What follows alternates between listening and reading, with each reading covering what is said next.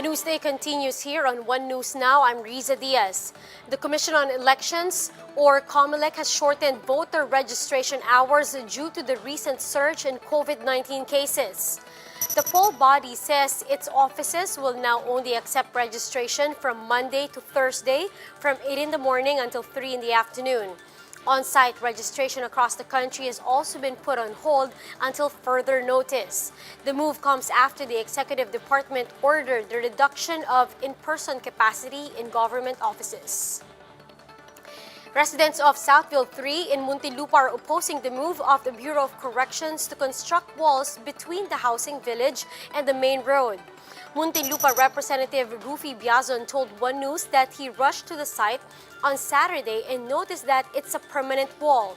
He called on BuCor officials to immediately address the issue. We are giving them the opportunity to rectify this without us having to proceed with other options that we have. One is we can hold them to Congress for an inquiry and investigation. Another is we will elevate it to the Department of Justice, or the extreme case is that charges would be filed against them. Biazon explained that there's already a loophole when the officials did not seek permission from the DPWH. He said over 20,000 people living in the government housing project are affected. The BuCor has yet to respond to Biazon's pronouncements. Aside from violating the law, the BuCor did not follow the regular practice of government wherein consultation is done. They did not call for a consultation of the residents that would be affected. They did not consult with officials, whether local government or national government. Now, as Holy Week draws near, the Catholic Church says it will not push through with Holy Week processions this year as coronavirus cases surge. JC Cosico with the details. Because of COVID-19's prevalence, there will be no processions for this year's Holy Week according to the CBCP. Currently, 50% of total capacity are allowed inside churches, which in turn allow the conduct of liturgies, masses, and blessings. But processions are a different beast, as it presents a greater opportunity for the virus to infect more people. We are going to do away with the processions because processions actually call for so many people's participation. That's why we are not going to do that, because we wanted also the people to be protected from this virus. NTF Special Advisor Dr. Ted Herbosa is also urging everyone to stay at home during the Holy Week, calling it an opportunity for a, quote, religious lockdown. Traditionally, when I was young, Holy Week was a time when people stayed at home, prayed, and didn't go out. There were no activities for the whole duration of the Holy Week. If we can implement something like that, so that's culturally more acceptable than just a forced lockdown where people will be forced to just stay home and not go out.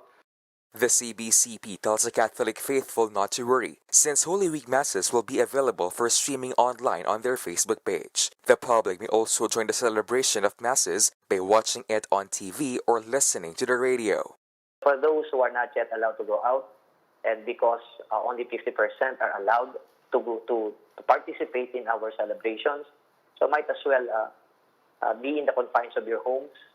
Just be prayerful, even inside the homes, and be with your family. And then, of course, attend the celebration virtually. Finally, if worst comes to worst, the CBCP says it is willing to temporarily close churches again if the IATF should direct them to. If the IATF, for example, is going to tell us that people should not anymore go out and then that there should be lockdown, then we are going to do what we did last year. Meaning to say, churches are closed, but we are doing the celebrations inside the church with no participation, without the participation of the public. For News 5, JC Cosico, we are One News. We'll be back with more stories after the break. Keep it here on One News.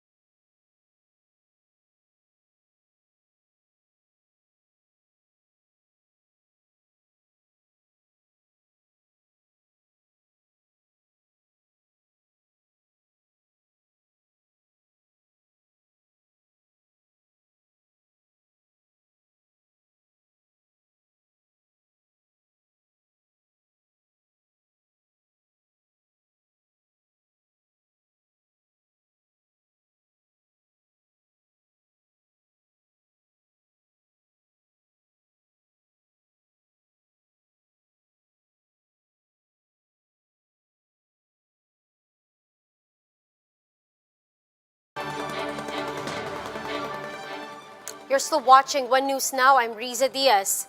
A maritime expert says a diplomatic protest is due as 220 Chinese militia vessels were sighted moored in the West Philippine Sea's Union Reefs. Speaking to us earlier, Professor J. Bakal of the UP Institute for Maritime Affairs and Laws of the Sea said the Chinese maritime militias are within the Philippines' exclusive economic zone. This means the Philippines owns exclusive right over resources in the area. This is ostensibly a fishing fleet.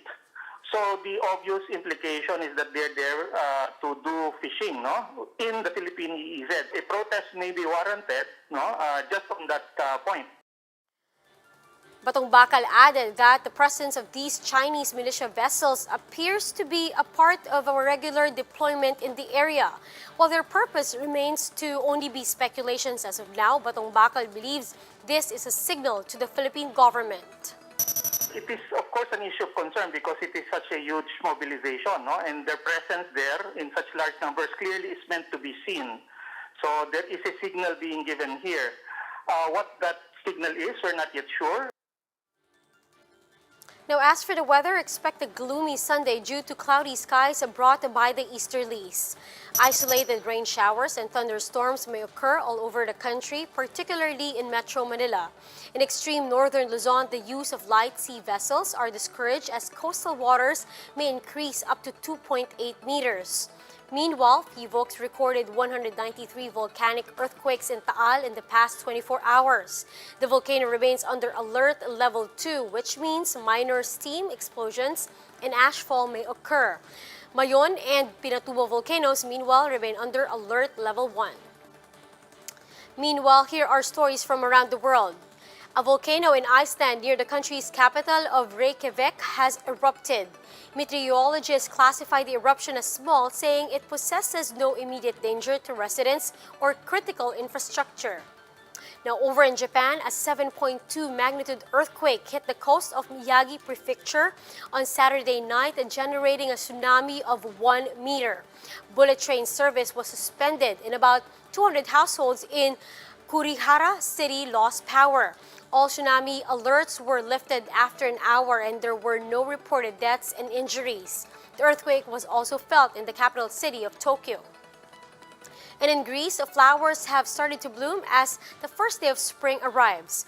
Orchards used to be filled with tourists, but the pandemic has put a damper on the guests as the country remains on lockdown. Tourist officials are hopeful, however, that the usual spring will soon return to their daily lives. Now, for more updates, visit News 5, the Philippine Star, and Business World Online. Visit our website, onenews.ph, for more in-depth analysis. You can also catch One News on Signal Play app. Register for a free account now at www.signalplay.com and stream One News live anytime, anywhere. Mask on, wash hands, and stay safe, Philippines. I'm Riza Diaz. We are One News.